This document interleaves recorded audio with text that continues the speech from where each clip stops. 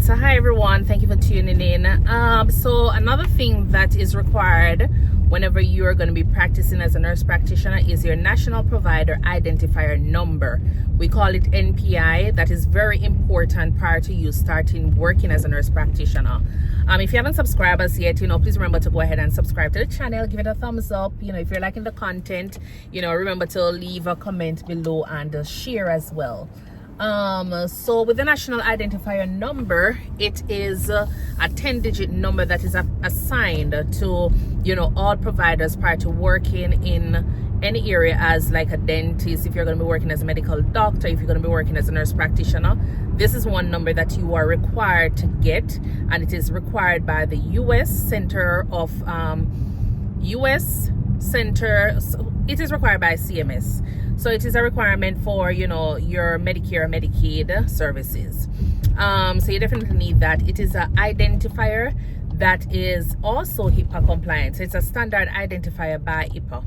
So it is beneficial whenever you're doing any form of, billing, claims, adjustment, when you're communicating or, do any form of coordination of benefits between different entities or insurance plan.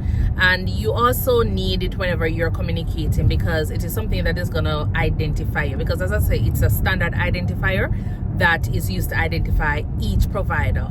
The number doesn't change, and as I say, if you change practice, the number stays with you throughout your lifetime working in that area. So you can access this information on the NPPES, where you go on and you sign up. You don't have to be paying any money. It is free for you to sign up, and it takes about 15 minutes. The only thing that you need will be your professional information or your personal information as well. You're definitely going to need information regarding the practice. So one requirement that you definitely have to have in order to apply is going to be a job offer, or information regarding the medical office or the location that you'll be working, in order for you to go ahead and get your NPI. After applying for this, as I say, it takes about 15 minutes, and then in less than 5 minutes you are assigned an NPI number. Then you'll be able to go ahead and start seeing patients, where you can do your billing, you can do everything else with coordinating benefits and care for these patients. There are two types of NPI that one can apply for. If you are a nurse, medical doctor, if you are a dentist, therapist, then you apply for the individual NPI. And if you're an organization such as a hospital, clinic, urgent care, you're operating any form of group home or nursing home, then you definitely need to apply for the organizational NPI. And as I say, this number is a requirement, so you can't be working without it.